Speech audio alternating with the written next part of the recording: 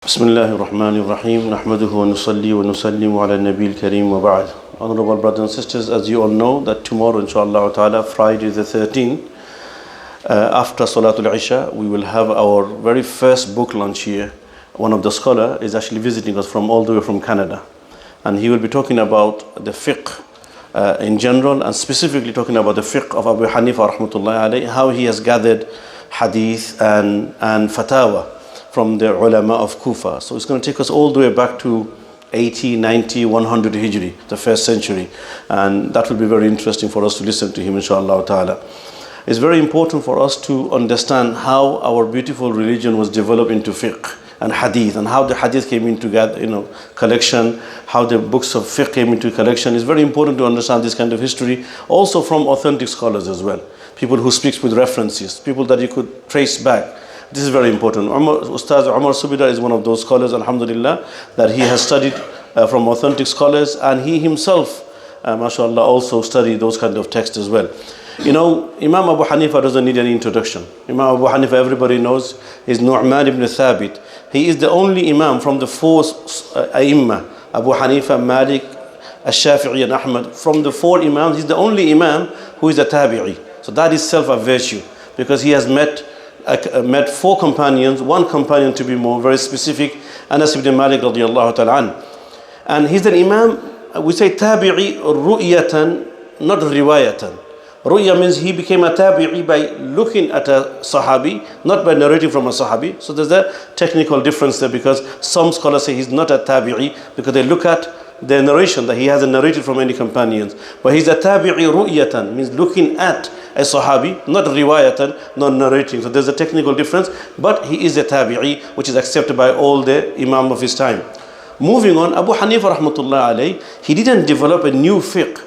He was gathering the fiqh of Ahlul Kufa, because he grew up at a time when Kufa was the headquarter of Islam, Darul Khilafah. It became the headquarter during the time of Ali radiallahu ta'ala anhu. And after Ali radiallahu ta'ala anhu, the Darul Khilafah, the Muslim Islamic headquarter, went to Damascus. And then he came back to Kufa again when the Abbasid, they came into Khilafah. When the Abbasid, they came into Khilafah, Al-Abbasiyun, and then Darul Khilafah became Kufa again. And then slowly, after the time of Abu Ja'far al-Mansur, moved to Baghdad, which Baghdad then became the Darul Khilafah. Anyway, Abu Hanifah rahmatullah alayhi took hadith from the giants of this ummah, because as you could see on the 80 Hijri, he had 80 and 90 Hijri. We are talking about Sahaba, and the Sahaba students, they mashallah were there in Kufa. So Abu Hanifah took hadith and fiqh from all the giants and senior students of the companions of Rasulullah sallallahu alaihi wasallam.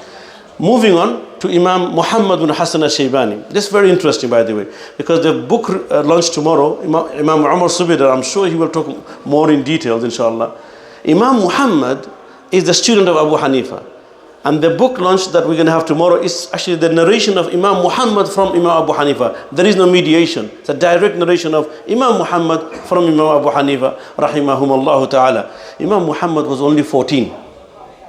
And he saw a gathering in Kufa, an imam and so many students, that they're having an open discussion.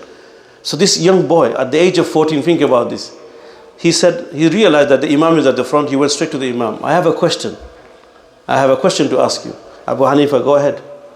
Everybody else is doing the mudhakara and mudarasa and studying and revising. He said, what is the question? He said, what do you say about a young boy? He became baligh after he prayed his Salatul Isha. He said, a boy at the age of 14, he prayed his Salatul Isha, he went to sleep, and then he had a wet dream in the night. Does he repeat Salatul Isha? That's his question. The question is very intelligent itself, and tells you about the taqwa, the boy of 14 thinking about his prayers in that manner. Abu Hanifa said, yes, he must repeat his Salatul Isha. Why? Let me come in here to explain. Because the ulama of Kufa, they believe Salatul Isha ends up until the true dawn begins, the Subh al-Sadiq of Fajr. So the boy already prayed his Salatul Isha when he was in baligh, when the Salah wasn't compulsory on him. Then he became baligh, he reached the age of maturity, and then, Salah becomes compulsory from there. And at that time he hasn't prayed his Salatul Isha, so he has to repeat Salatul Isha. This boy grabbed his shoe, walked into a corner, the same Imam Muhammad At that time, he's only a 14-year-old, not imam. He's a young boy. He went in the corner and he started praying, doing qada fi salatul isha. Everybody else was doing mudhakara, mudarasa, studying. No one noticed this. Abu Hanifa looked in the corner that the same boy is actually praying. And he said, he smiled and he said, inshallah, watch. This boy will become an imam one day. Because for imam, to become an imam, you need to have taqwa. That kind of taqwa where you don't miss your prayer. You are always conscious of your prayer. You think about your prayer. One day this boy will become imam. That's what Imam Abu Hanifah said. Anyway, later on this boy walks away. Few years later, we are talking about when Imam Abu Hanifah at the age of 66, 67, everybody. Towards the last few years of Abu Hanifah. Abu Hanifah died around 70 when he was. So Imam Muhammad comes back again. He goes, can you please accept me as a student of yours? I want you to accept me as a student of yours. Imam Abu Hanifah rahmatullah said, have you memorized the Quran? He said, I know lots of surahs. But no, I haven't memorized the whole Quran. He said, why don't you memorize the Quran first? One of the conditions of Abu Hanifa in his madrasa, you have to memorize the Quran. Because this is fiqh, it's a very specialization. This program is a specialization program. It's not just a normal madrasa. The boy goes back. A year later he comes back. He says, alhamdulillah, memorize the Quran now. Then he starts the lesson. But after another year and a half, Abu Hanifa passes away. And then this Imam Muhammad, he was so thirsty for knowledge, he continued learning from Imam Abu Hanifa's senior student called Yaqub. We call him Abu Yusuf. He learns from him. And then later on, when Abu Yusuf passes away, or Abu Yusuf is still alive, but he wants to learn more. Someone told him in Medina there is another Imam. This Imam Muhammad goes all the way to Medina, from Kufa to Medina, and he sits in the company of Imam Malik, Imam Dar al-Hijrah. And Imam Malik rahimahullah ta'ala loved him so much, Imam Malik used to read the hadith to him. Think about this. Normally people read the hadith to Imam Malik. Imam Malik read the hadith to him. And then Imam Malik rahimahullah ta'ala passes away. Then comes Imam Shafi. And Imam Shafi rahimahullah ta'ala, he goes to meet Imam Muhammad. And this is what he said, he said, I have not seen ma ra'aytu saminan afsaha min Muhammad ibn al-Hasan al-Shaybani. Imam Muhammad was a little chubby, he's got a big stomach, quite big. He said, I have not seen someone so intelligent and fat at the same time and more eloquent than Muhammad al-Hasan al-Shaybani. And he said, لو قلت, if I were to say, نزل القرآن على لسانه ما بلغت. He said, if I were to say the Quran was revealed in his language, I would not been exaggerating, because he used to speak like this, so eloquent in Arabic. This is Imam Shafi'i. This is Imam Shafi'i rahmatullah alayhi, who the ulama, they said that he was one of the most knowledgeable imam in poetry and in Lugha al-Arabiya, in Arabic language, and Fasaha and Balagha. But he said, he said, no, you guys always tell me that I'm very eloquent. You should have seen Imam Muhammad al-Hasan al-Shaybani. You know what? He was the most eloquent person I've ever met in my whole life. This is what Imam Shafi said about Imam Muhammad al-Hasan al-Shaybani. This imam, they differ.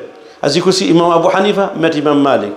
Okay? And Imam Abu Hanifa's student, they met Imam Malik. Imam Malik met Imam Shafi met Imam Malik. Then Imam Ahmad, he met Imam Shafi'i. There's a link between all of the four imams. Then you're probably thinking, if they have all the links, why do we have differences? The differences are rahmah.